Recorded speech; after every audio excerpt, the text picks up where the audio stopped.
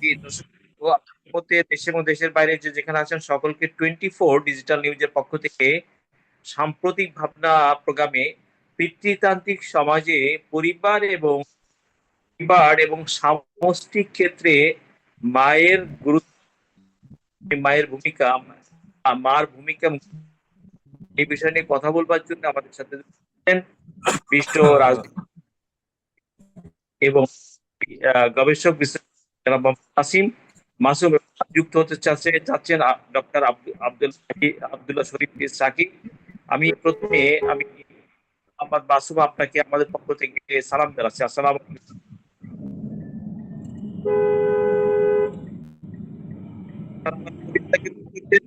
আমি ডক্টর আব্দুল্লাহ শরীফ আব্দুল্লাহ সাকি, আপনি শুনতে পাচ্ছেন?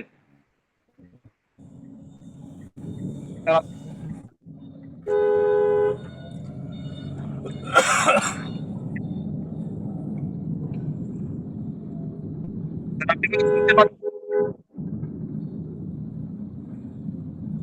আপনি আমাকে শুনতে পাচ্ছেন স্যার? একটু ডেকে বলুন স্যার, আপনি আমাকে শুনতে পাচ্ছেন স্যার? শুনতে পাচ্ছেন? হ্যাঁ। আমি শুনছি। আমি আজকে আমাদের ডিফারেন্ট বিষয় আন্তর্জাতিক মা দিবসে পিতৃতান্ত্রিক সমাজে পরিবার এবং সমাজে মার গুরুত্ব এবং ভূমিকা এবং আমাদের সমাজ ব্যবস্থায় মার গুরুত্ব এবং ভূমিকা, এই বিষয়ে আপনাকে সম্মানিত অতিথি হিসাবে সালাম শুভেচ্ছা জানাচ্ছি। কারণ আমাদের এই পিতৃতান্ত্রিক সমাজ ব্যবস্থায় পরিবার এবং সমাজে মার ভূমিকা এবং গুরুত্ব কোন কোন পর্যায়ে আমরা দেখতে পাই এবং সমাজের বর্তমান এই পর্যায়ে আধুনিকায়ন সমাজের পরিবার এবং সমাজে গুরুত্ব আমাদের চাই, এ বিষয়ে আপনার বক্তব্য উপস্থাপন করতে চান।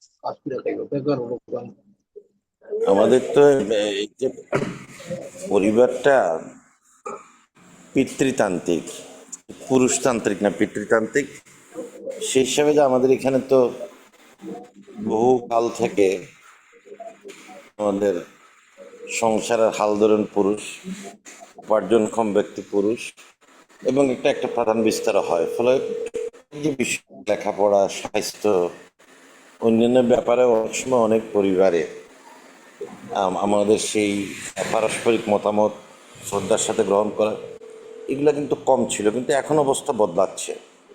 শিক্ষার হার এটা উল্লেখযোগ্য পরিমাণে বাড়ায়, এটা এটা এখন আসছে। মার অবস্থানটা কিন্তু শুধুমাত্র তার মানে লাইফ পার্টনার পুরুষ বদলাই দিতে পারবে না। মাকে যে তার অবস্থান দেওয়ার জন্য সন্তানদের একটা বিরাট ভূমিকা আছে, সন্তানের একটা বিরাট ভূমিকা আছে। তো সে কারণে সবাই মিলে তাদেরকে যদি একটা একটা অবস্থানে আনা যায়, আমাদের একটা পুরোনো থেকে বেরিয়ে আমরা মহিলা হলেই যে ভাবতে হবে সে একটা মা কিংবা সে একটা স্ত্রী কিংবা সে একটা বোন, এটা কিন্তু সঠিক না। শুধু মেয়েদের ক্ষেত্রে এই কথা না। আমার কথা যখন আসবে, আপনি কি আগে ভূমিকায় বলেন যে উনি একজন বাবা কিংবা একজন ছেলে কিংবা একজন ভাই, এটা তো বলেন না। তো পুরুষ যদি পরিচয়ের শুরুতেই ট্যাগ না হইতে হয় বাবা ছেলে কিংবা এই হিসাবে কোনোভাবে হিসাবে সমাজে ইন্ডিভিজুয়াল পার্সন, সেটা গুরুত্ব মানে আমরা বলে যাচ্ছি যে এই সমাজে সমাজটা চালাবে পুরুষ, ছেলেরা। এখানে মেয়েরা থাকবে, তারা মা হিসাবে থাকবে, বোন হিসাবে থাকবে, স্ত্রী হিসাবে থাকবে। সো দিস ভেরি কনসেপ্ট, এটা আমাদের তাদেরকে আমার এই কমিউনিটির একটা, আমার সমাজের একটা, পরিবারের একটা একটা একক আলাদা সত্তা হিসেবে গ্রহণ করতে হবে। নারীর ভূমিকার প্রতি আমাদের সবচেয়ে বড় সমস্যা হচ্ছে যে আমরা আমরা নারীকে দেখতে চাই মায়ের ভূমিকায়, বোনের ভূমিকায়, স্ত্রীর ভূমিকায়। তার অন্য ভূমিকাগুলো যেন মনে হয় এটা তার জন্য না। একেবারেই আলাদা আলাদাভাবে চেষ্টা করে যারা এইসব পজিশনে গেছেন তাদের জন্য হয়তো আলাদা, আপনি সংসদে দেখেন সংরক্ষিত আসন, আপনি মনে করতেছেন না তার নর্মাল আসনে দেওয়া যায়, তাকে আপনি একটা সংরক্ষিত আসনে দেখতেছেন। আপনি পৌরসভায়, ইউনিয়ন, ইউপিতে সব জায়গায় সংরক্ষিত আসন চালু করে তার একটা মনে করা হচ্ছে যে তার জগৎটা আলাদা, সে মূলধারায় না। তো এই কনসেপ্টটা আমাদের মাইন্ডসেটের মধ্যে আছে, আমাদের লেখাপড়ায়, আমাদের পাঠ্যক্রমে একটু বদলাই আনতে হবে এবং এই মহিলা শব্দটা ব্যবহার কমাই ফেলা উচিত, তাই না? আমরা আমরা আমরা তো একটা একটা ব্যক্তি হিসেবে যে বিএনপি অনেকদিন ধরে 4% কথাটা চালু করছিল, এটা আমার খুব ভালো লাগতো। 4%, এখন আবার চেয়ারম্যান হয়ে গেছে 4%। তো এই 4% মানে কি? যিনি চেয়ার করতেছেন উনি একটা ব্যক্তি, একটা ব্যক্তিত্ব। এটা খুবই গুরুত্বপূর্ণ জিনিস আর কি। এবং পুরুষতান্ত্রিকতার সমস্যাও আছে, পুরুষতান্ত্রিকতার সমস্যা আছে কারণ পুরুষ সদস্যরা, পরিবারকেও যদি আপনি ধরেন, পুরুষ সদস্যরা, শুনতে পাচ্ছেন চাচি? শুনতে পাচ্ছেন? শুনতে পাচ্ছি। হ্যাঁ। তো এখন এই এই এই এখানে কেন বলা হচ্ছে, এটা হচ্ছে যে আপনি ধরেন, আপনি আপনার আপনার এখন তো আপনার মায়ের পরিচয় মেইন পরিচিত হয়ে উঠতেছে আস্তে আস্তে, কিন্তু একসময় তো বাবার পরিচয় সেটা একটা বড় ইয়ে হতো। এই জিনিসগুলা আমাদেরকে বদলানো দরকার আর কি। মেয়েদের এই যে বর্তমান সময় কন্ট্রিবিউট করা, আপনি আপনি পারিবারিক ক্ষেত্রে যদি ধরেন, পরিবারে তো আমরা বাবারা থাকি না বলা যায়, ডন্ট টু ডাস্ট বাইরে থাকি, তাই না? তাহলে পারিবারিক ব্যাপার মেয়েদের উপর ঠেলে দেওয়া খুবই গুরুত্বপূর্ণ। এবং সেখানে যে ফ্যামিলি কার্ড সিম্বলিক্যালি মেয়েদের দেওয়া, এটা খুবই গুরুত্বপূর্ণ। আপনি অবস্থাপন্ন হাতে গোনা পরিবার বাদ দিলে পরিবারটা টাইনা টুনা চালায় কিন্তু মহিলারা, চালায় কিন্তু মহিলারা।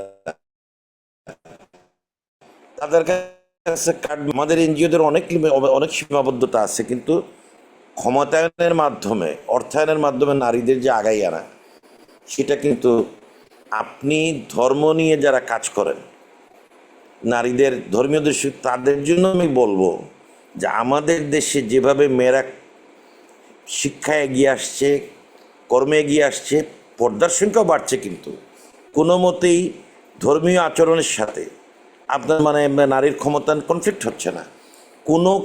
কোনোভাবেই কোনো ধর্মভিত্তিক দল নারীর কর্মসেবা 5 ঘন্টা করা, নারীর কর্মকে ডিসকারেজ করা, কিংবা এরকম কোনো মাসলা বা ফতোয়া দেওয়া যে মেয়েরা সব কাজ করতে পারবে না, এটা একদম ঠিক না।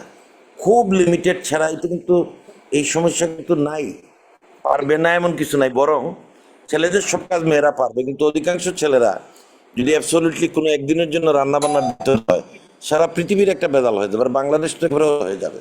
একদিন যদি বলে আজকে ছেলেরা রান্না বান্না করবে, থাকবে কি বলে? এই এই জিনিসগুলো আমাদের খুব খেয়াল করতে হবে। আমাদের দেখেন প্রাইমারি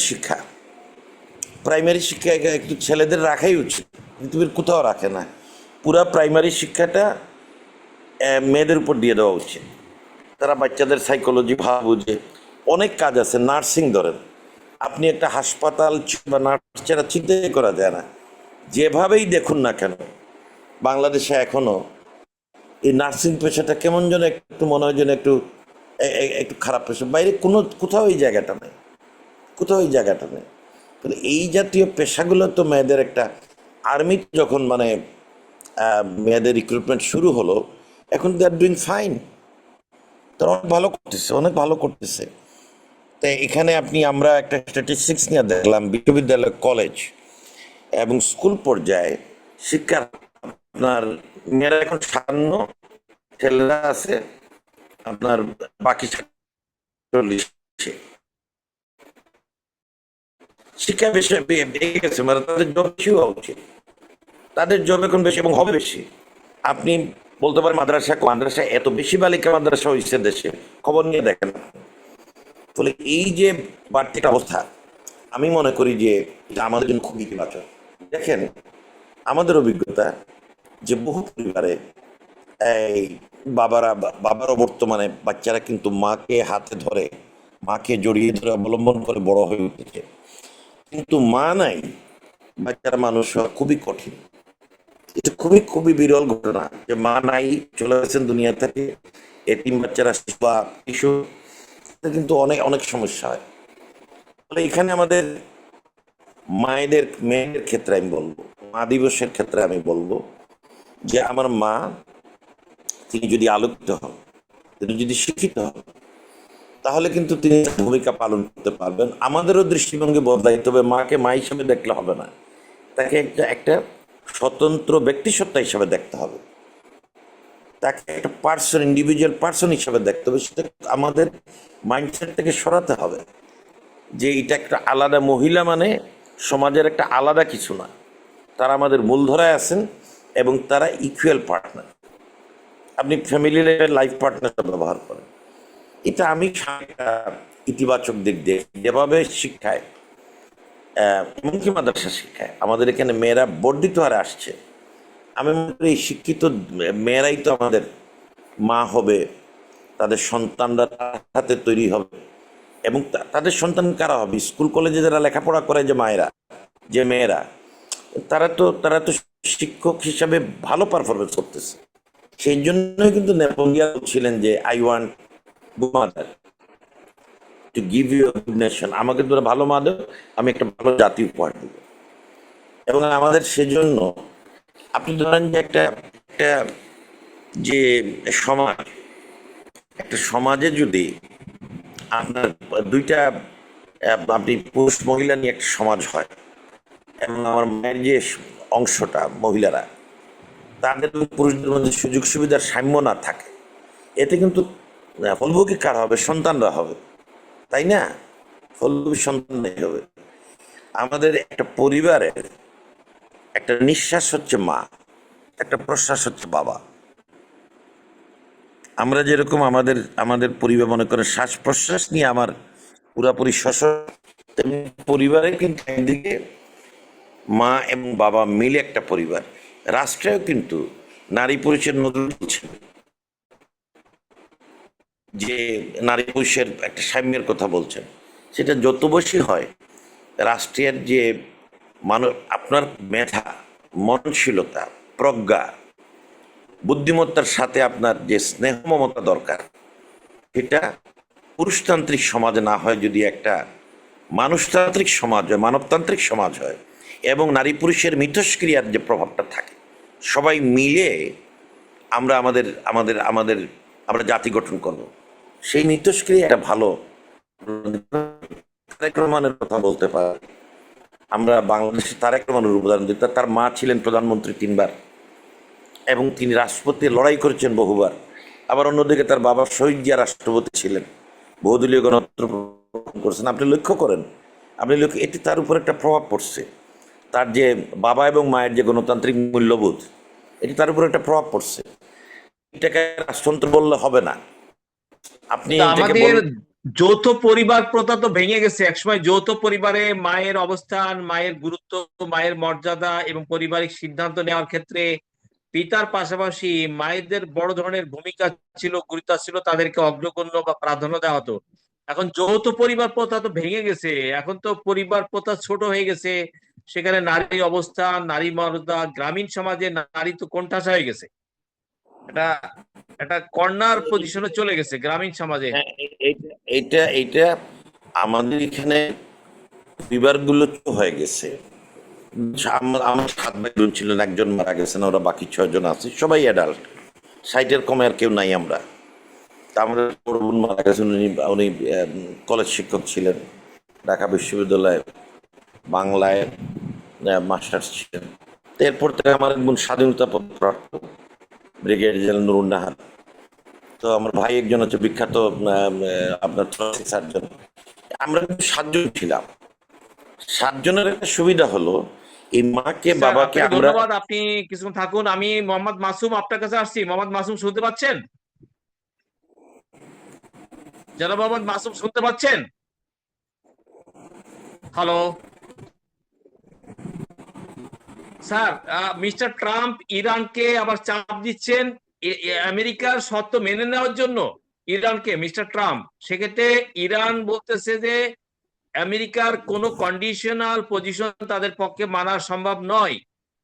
এখন ট্রাম্প বলতেছেন আবার অপারেশন প্রমিসড দিকে তিনি যেতে চাচ্ছেন। যদি আমেরিকা ইরান কোনো কন্ডিশন না মানে, তাহলে আবার নতুন করে আমেরিকা তার অপারেশন প্রমিসে যেতে চান।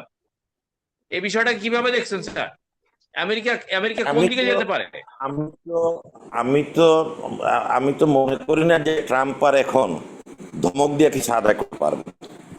আপনাকে যদি টেবিলের সন্দেহিত পোস্ট হয়, ইরানের তো একটা অ্যাডভান্টেজ আছে এখন।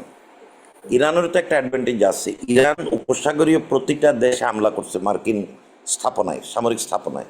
কেউ কিন্তু জবাব দেওয়ার কোনো চিন্তা করে নাই। জাপানের মতো দেশ, তার 90% তেল যায় হরমুজ প্রণালী নিয়ে। সে এখন ইরানের সাথে ডিল করতে চাচ্ছে। চীনের 90% তেল যায় হরমুজ ইয়ের সাথে। যেই অঞ্চলে হরমুজ প্রণালী অবস্থিত এবং তার পাশের যে আপনার ভারত মহাসাগর, আরো দূরে জাপান, এরা তো সবাই এদিকেই ট্যাগ হচ্ছে। সুতরাং ট্রাম্প কি করবেন? আপনি আপনি ধরেন একটা কথার কথা, এই মুহূর্তে ইরানের ভিতরে আক্রমণ করবেন। ওদের তো মিসাইল এবং ড্রোন রেডি মিডল ইস্টের বিভিন্ন ডেস্টিনেশনে। কোনো একটা দেশও কিন্তু প্রতিবাদ করে নাই। ফলে তারা কিন্তু ডাইজেস্ট করে নিয়েছে ইরানের অ্যাটাক, সমালোচনা করছে, অ্যাটাক করছে।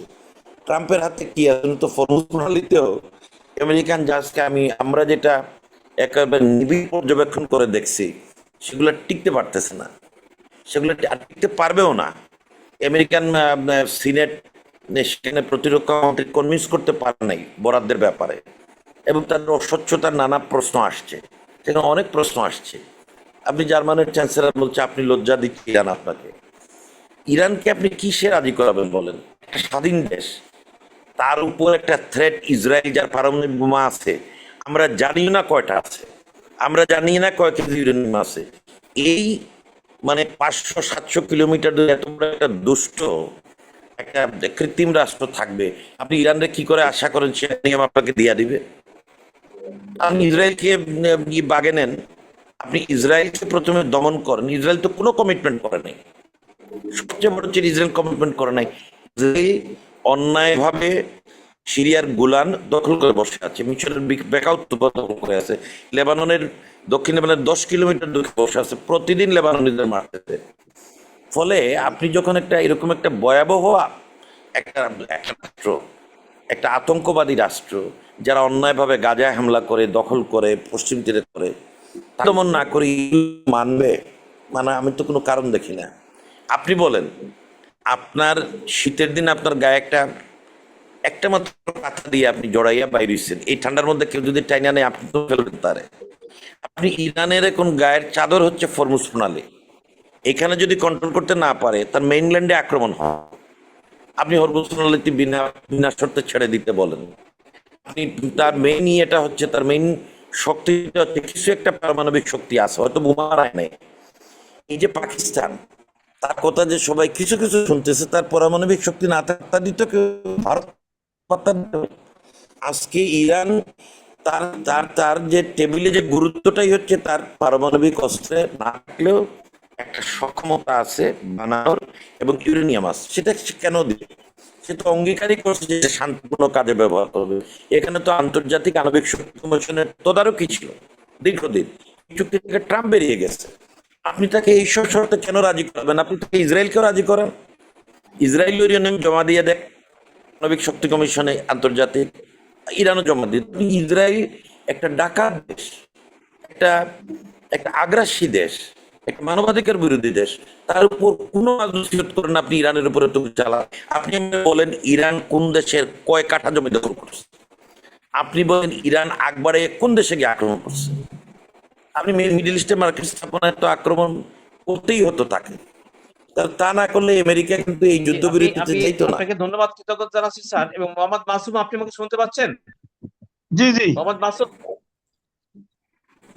মোহাম্মদ মাসুম জি জি স্যার, আপনাকে ধন্যবাদ, কৃতজ্ঞতা জানাচ্ছি। আমি ক্লোজিং এ আপনার কিছু কথা নিব।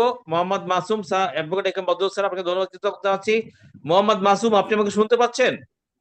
আমাকে জি একজন জি শিক্ষিত জি মা দাও, আমি এটা জাতি উপহার দেব।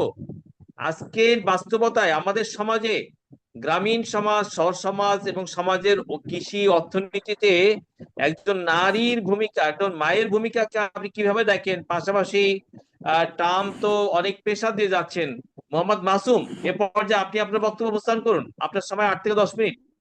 মোহাম্মদ মাসুম, আচ্ছা, 7 থেকে 8 মিনিট। আসলে মোহাম্মদ মাসুম। গ্রামীণ অর্থনীতি বাংলাদেশের জি। এখনো কৃষি নির্ভর অর্থনীতি, এবং এই কৃষি নির্ভর অর্থনীতিতে পুরুষের, এটা ঐতিহাসিক ভাবেই পুরুষের পাশাপাশি নারীও সমান গুরুত্ব বহন করে এবং কাঁধে কাঁধ মিলিয়ে কাজ করে।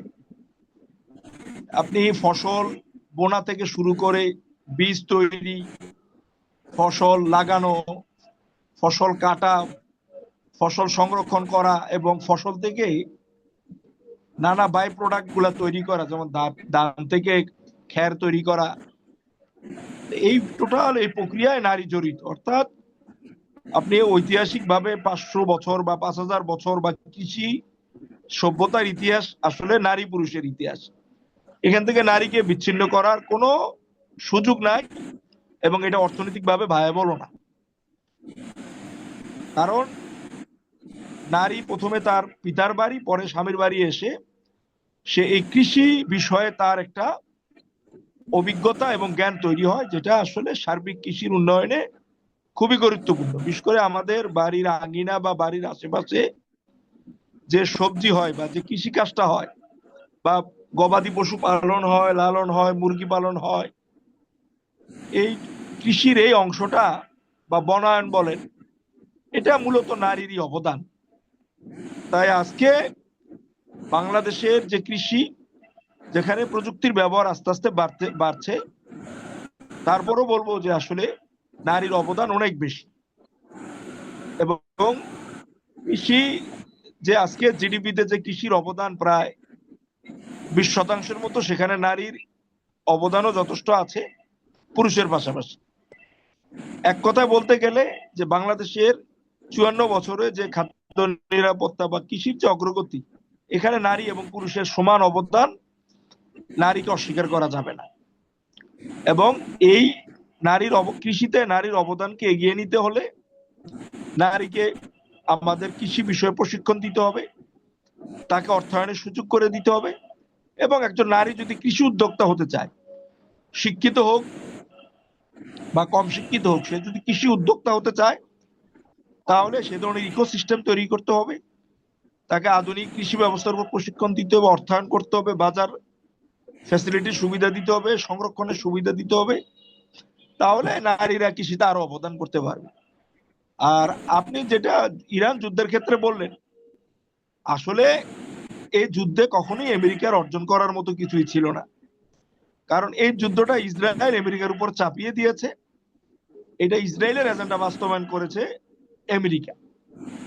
কারণ আমেরিকার এই ধরনের যুদ্ধে যাওয়া, এই ধরনের দীর্ঘমেয়াদী যুদ্ধে আমেরিকার কোনো অর্থনৈতিক ফায়দা নাই। খুব সীমিত সংখ্যক এই ট্রাম্পের পরামর্শক বা যারা পলিসি প্ল্যানার, তারাই বুদ্ধি দিয়ে ট্রাম্পকে যুদ্ধে নামিয়েছে। তাদের একটা অভিজ্ঞতা ছিল ভেনেজুয়েলায় মাদুরোকে যে রেজিম চেঞ্জ এবং তার তেল সম্পদ দখল, ট্রাম্পকে ইসরায়েলি প্রাইম মিনিস্টার মোসাদ এবং আমেরিকার জুইশ নাগরিক লোক কিছু বুঝিয়েছিল, যদি আমরা বড় ধরনের হামলা দিতে পারি, তাদের সামরিক এবং রাজনৈতিক নেতৃত্বকে হত্যা করতে পারি, তাহলে দ্রুত রেজিম চেঞ্জ হবে এবং ইরানে যে সম্ভাব্য তেলের মজুদ হচ্ছে প্রায় 12 বিলিয়নের মতো, 12 বিলিয়ন ব্যারেল। এই মুহূর্তে ইরানের সম্ভাব্য তেলের মজুদ আছে 12 বিলিয়ন ব্যারেল, এবং সেই তেলটাকে দখল করা যাবে। কিন্তু এই হামলা দেওয়ার আগে ইরানের যে সামরিক শক্তি, তার সামরিক কৌশল এবং তার মিলিটারি ইন্ডাস্ট্রি এবং রাশিয়া চায়নার সাথে তার যে গোয়েন্দা নেটওয়ার্ক, এই বিষয়গুলোর সে আর কোনো সেভাবে তথ্য নেয়নি। ফলে যুদ্ধ দীর্ঘায়িত হচ্ছে। ইসরায়েল এবং আমেরিকার কাছে যুদ্ধ হচ্ছে ওয়ার অফ চয়েস,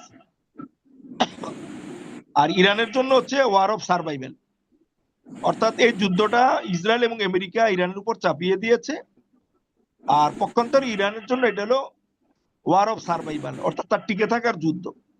আর এক্ষেত্রে ইরান যে কৌশল নিয়েছে সেটা হলো যে যুদ্ধকে দীর্ঘস্থায়ী করো, হরমুজ প্রণালী আটকে দেওয়ার মাধ্যমে সারা বিশ্বে তেলের দাম বাড়াও, আমেরিকার অর্থনীতি, আমেরিকার সাধারণ মানুষের জীবনকে কষ্টদায়ক করো এবং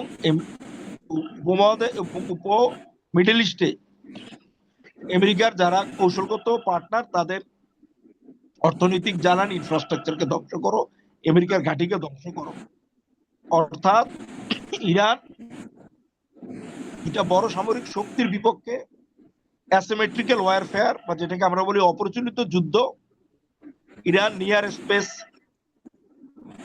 যুদ্ধ ক্যাপাবিলিটি ব্যবহার করেছে, ড্রোন ব্যবহার করেছে, আপনার ব্যালিস্টিক ক্ষেপণাস্ত্র ব্যবহার করেছে এবং হরমুজ প্রণালী আটকে দিয়ে অপ্রচলিত বিভিন্ন যুদ্ধ কৌশলের মাধ্যমে যুদ্ধটাকে এমন একটা জায়গায় এনেছে যে এখান থেকে এখন আমেরিকাকে সম্মানজনক দ্রুত সেফ এক্সিট করতে হবে, তা না হলে ভিয়েতনামের পরিণতি হবে এবং আফগানিস্তানের পরিণতি হবে।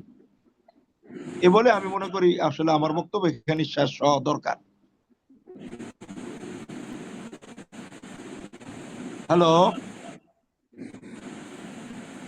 নজরুল ভাই, শুনতে পাচ্ছেন?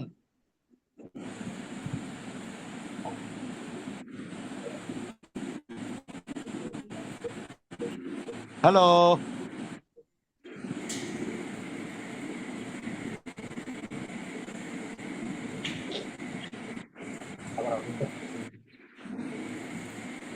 যে আপনাকে ধন্যবাদ কৃতজ্ঞতা জানাচ্ছি জনাব মোহাম্মদ মাসুম।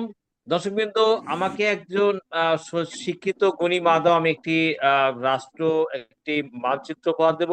এই নেপোলিয়ন বোনাপার্টের সেই বিখ্যাত মানচিত্র, আমাদের আদি পিতা আদম আলাইহিস সালামের সেই সহযাত্রী বা মা হাওয়া আলাইহিস সালামের সেই সূত্র ধরে পৃথিবী। এক্ষেত্রে স্যার, আমরা যেখানে আসছিলাম, মিস্টার ট্রাম্পকে আবার নতুন করে আমেরিকাতে হরমুজ প্রণালীকে কেন্দ্র করে অ্যাটাক, জাহাজে অ্যাটাক, পাল্টা অ্যাটাক চলছে। এখন তিনি বলছেন যদি ইরান তার আমেরিকার শর্ত না মানে তাহলে অপারেশন প্রমিস ট্রু কে তিনি নতুন করে সামনে আনবেন এবং ইরানকে সাহায্য করার জন্য তার যা ব্যবস্থা তাই করবেন। এখন আমেরিকার আগামী দিনের এই হরমুজ প্রণালীকে ঘিরে তার রণকৌশল, মধ্যপ্রাচ্যে আমেরিকার অবস্থানটা কি হতে পারে? মধ্যপ্রাচ্য তো জেনে গেছে আমেরিকা তাকে যথেষ্ট সিকিউরিটি দিতে ফেল করেছে।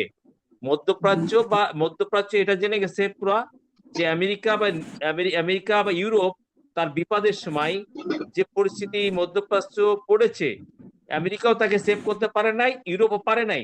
সেক্ষেত্রে মধ্যপ্রাচ্যের কাছে নতুন করে তার নিরাপত্তা ব্যবস্থা মানে নিজের নিরাপত্তা বিধান করার কি ব্যবস্থা আছে? পাশাপাশি ট্রাম্প কি আসলেও আবার নতুন করে যুদ্ধের দিকে যাবেন? বদল স্যার, ট্রাম্প যে হুমকি ধামকি দিচ্ছেন, আমেরিকা কি সেই পরিস্থিতি আছে আবার নতুন করে যুদ্ধ করে ইরানের সাথে যুদ্ধ কন্টিনিউ করা? আমেরিকার সামষ্টিক অবস্থা, অ্যাডভোকেট বদল স্যার, আমার আপনি আর 3 থেকে 4 মিনিট বলুন। আমার মনে হয় না এগুলো বাগাড়ম্বর। উনি একটা কাজ করতে চাইছিলেন যে হরমুজ প্রণালীতে ইরানে কিছু জাহাজ আটকাইছেন, কিছু আক্রমণ করেছেন, তো পাল্টা আক্রমণের পরে আমার যেটা মনে হচ্ছে যে আরো সরে পড়ছেন, কিছুটা সরে পড়ছেন। দ্বিতীয়ত এই জায়গাটাতে যারা স্টেক হোল্ডার, একটু দূরে জাপান, পাশে চীন, উনি সাহায্য চাচ্ছেন, পাচ্ছেন না। ইউরোপের সাথে প্রায় সম্পর্ক ছিন্নের পর আজকে আবার দেখলাম তিনি আহ্বান জানাচ্ছেন তাদের আশাকে। কি আপনি হিসাবটা সোজা বুঝেন? আপনি হরমুজ প্রণালীতে যদি ট্রাম্পকে আপনার ইয়ে করতে হয়, এটা পুরোপুরি কন্ট্রোল করে নিজের ইতে নিতে হয়। আপনি মনে করেন বিরাট প্রভাবশালী লোক, আপনি দিনাজপুর একজনের সাথে লড়াই করতে ডাক থেকে 1000 লোক যাবেন, একটা কমলে কিন্তু কমলো। তো দিনাজপুরে যে বসে আছে তার বাড়ির কাছে দেখা যাবে যে রিক্সাওয়ালা, কুলি, মালিক, কৃষক, শ্রমিক আসবে, তার লোক বাড়তে থাকবে, কমবে। মিডিল ইস্টের ঘাঁটিগুলোতে আমেরিকার যা শক্তি আছে তা অলরেডি সামরিক শক্তি, স্থাপনার শক্তি এবং অস্ত্র গোলাবারুদের শক্তি কমে গেছে, সেখানে লোকক্ষয় হয়েছে। মধ্যপ্রাচ্যে উপসাগরীয় দেশগুলা এইটা আমেরিকার পক্ষে দাঁড়ানোর যে মরেল সেটাও নাই এখন। ইউরোপ তাকে বয়কট করেছে। এত দূরের একটা জায়গায় এসে আপনি 2টা জাহাজ আনেন, আপনার কি মনে হয় এখন পৃথিবী এত পিছনে আছে যে আমেরিকার 2টা ফ্লিট আসলে আপনার এটাকে আপনি কন্ট্রোল ক্যাপচার করতে পারবেন? ইন্ডিয়ারই অনেকগুলো ফ্লিট আছে, যদিও ইন্ডিয়া যুদ্ধ হয়তো ইরানের পক্ষে আসবে না। আর চীনের তো অভাবই নাই, রাশিয়া আছে, এরা আবার কাছে, রাশিয়া কাছে। কাজেই ট্রাম্পের এইসব হুমকি বাগাড়ম্বর। বাগাড়ম্বর উনি যদি পারতেন, উনার ধারণা ছিল 1-2 দিন যুদ্ধ চলবে, খামেনি মারা যাওয়ার পর লাথা বেরোবে, সরকার পতন। সেগুলো ঘটেন। ইরানের অনেক ক্ষতি হয়েছে, কিন্তু সরকার পতন ঘটে নাই, ইরান অচল হয়ে যায় নাই, তার শাসন ব্যবস্থা স্ট্যান্ড স্টিল হয় নাই, সেগুলো ঠিকই আছে। এখন এই বাগাড়ম্বরের কারণে কিন্তু মুস্তফা খোমেনির বিরুদ্ধে কেউ মিছিল করছে না, পেজেশকিয়ানের বিরুদ্ধে করছে না, আমেরিকাতে নকিংস হচ্ছে। একদিন আশিলেক রাস্তায় ছিল, সিনেটে হ্যাকসেট যে তার প্রতিরক্ষা মন্ত্রী, তাকে নাকানি চুবানি খাওয়াচ্ছে পক্ষের বিপক্ষের সিনেটাররা, সদুত্তর দিতে পারতেছে না। একটা পর্যায়ে আমি দেখলাম বলতেছি যে দেখেন, আমরা we comply the request of Israel and attack Iran. আমি ইসরায়েলের অনুরোধে ইয়েটা আক্রমণ করছি। এবং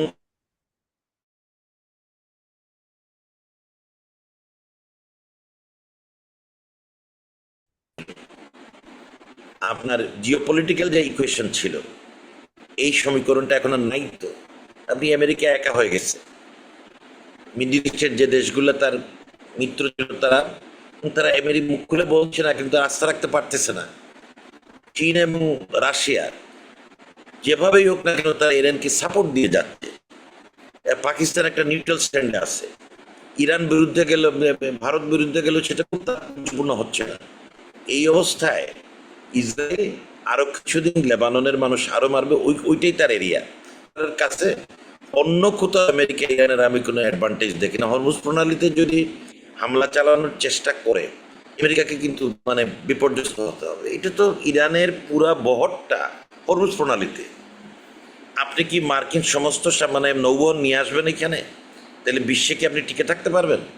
আপনি কয়টা আনবেন? কতটুকু আনবেন? কতক্ষণ থাকতে পারবেন? আপনার তেল লাগবে না, জি।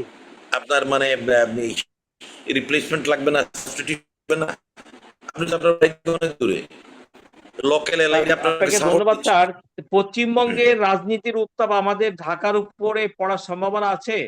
এখানে বিজেপি, আপনার ত্রিপুরা, আসাম বিজেপি, পশ্চিমবঙ্গে বিজেপি বলায়, সেক্ষেত্রে ঢাকা রাজনীতির উপরে কি নতুন করে একটা উত্তাপ ছড়াতে পারে বিজেপি রাজনীতি?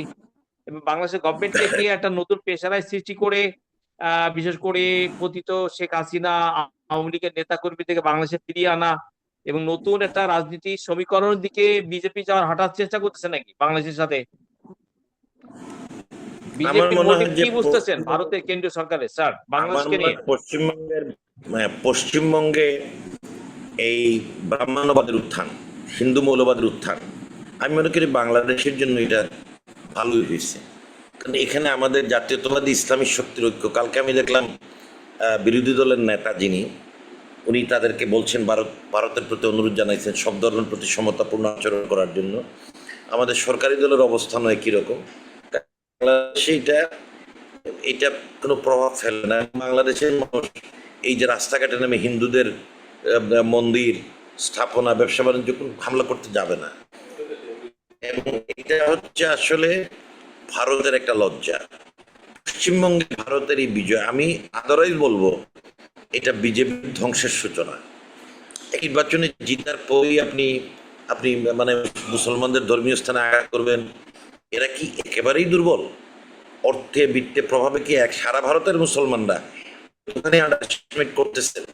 সামান্য কতিপয় ইহুদি ইসরায়েলি একটা রাষ্ট্র মধ্যপ্রাচ্যের কোটি কোটি মুসলমানকে নাস্তানাবুদ করে দিচ্ছে।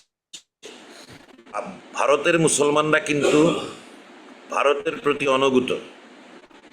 বাংলাদেশ থেকে যত হিন্দু ভারতে, ভারত থেকে অত মুসলমান পাকিস্তানে আসে নাই, বাংলাদেশে আসে নাই। এটা নরেন্দ্র মোদীদের বুঝতে হবে। ভারতের মুসলমানরা ভারতে থাকতে চায়, তারা ভারতের প্রতি অনুগত, তারা ভারতের রাষ্ট্রপতি হিসেবে দায়িত্ব পালন করেছে নিষ্ঠার সাথে। এবং ভারতের সর্বত্র যত জায়গায় আপনি সরকারের প্রতিরক্ষা বাহিনীতে মুসলমান সেই দায়িত্ব পালন করেছে। ফলে আমি মনে করি এই যে পায়ে পড়ে মুসলমানদের মানে বিপক্ষে ঠেলে দেওয়ার, এটা মুসলমানরা ভারতে একেবারে অপাঙ্ক্ত না, সংখ্যা একেবারে কম না। তার মধ্যে আপনার নিম্নবর্ণ যারা আছে তাদের একটা বিরাট শক্তি আছে। ভারতে বাংলাদেশের মধ্যে একটা জুলাই কিংবা আরব বসন্তের মধ্যে কিছু হতে পারে। ভারতে এই যে সরকার, এটা একটা জগদ্দল পাথর, শেখ হাসিনার মতো।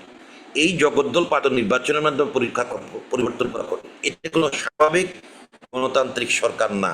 এরা নির্বাচনের আগে রাম কার্ড খেলে, ব্রাহ্মণ্যবাদী কার্ড খেলে, মুসলিম বিরোধী একটা একটা মনোভাব তৈরি করার চেষ্টা করি। এটি তো যে কোনো বিবেচনায় ভারতের ধর্মনিরপেক্ষ সংবিধানের প্রতি একটা চপেটাঘাত, যেটা নেহরুদের যে ফিলোসফিটা ছিল তার প্রতি একটা চপেটাঘাত। এই জন্য মনে করি ভারত এখন, এটা ভারত আপনি চিন্তা করেন, ভারত একটা বহুজাতিক রাষ্ট্র, বাংলাদেশের মতো ইউনিপোলার না, এক কেন্দ্রিক, প্রায় এক ভাষাবার্তার লোক, বিভিন্ন ভাষার লোক। আপনার কি মনে হচ্ছে না ভারত ভাঙনের সুর শোনা? আপনার কি মনে হয় 7 রাজ্য, আপনি মণিপুরের আপনাকে অবস্থা, ধন্যবাদ কৃতজ্ঞতা জানাচ্ছি আপনাকে ধন্যবাদ কৃতজ্ঞতা জানাচ্ছি স্যার, আমাদের সাম্প্রতিক ভাবনা প্রোগ্রামে আমাদের মা দিবস নিয়ে কথা বলবার জন্য, ইরান আমেরিকা পরিস্থিতি এবং বিজেপির সেন্ট্রাল গভর্নমেন্টের রাজনৈতিক মেরুকরণ নিয়ে। এবং তো আপনাকে আবারও আমাদের পক্ষ থেকে কৃতজ্ঞ ধন্যবাদ জানাচ্ছি সদ্য স্যার এবং মোহাম্মদ মাসুম। আপনাদের সাথে আমাদের আবার দেখা হবে, কথা হবে অন্য কোনো বিষয়ে, অন্য কোনো আয়োজনে। এবং দর্শকবৃন্দ, আপনারা আমাদের চ্যানেলকে সাবস্ক্রাইব করবেন, 24 ডিজিটাল নিউজ। আপনাদের দেখা, সাবস্ক্রাইব এবং কমেন্টস নিয়ে আমরা আগামীতে আপনাদের সামনে উপস্থিত হব, এই প্রত্যাশায় আমি নজরুল ইসলাম শাসি।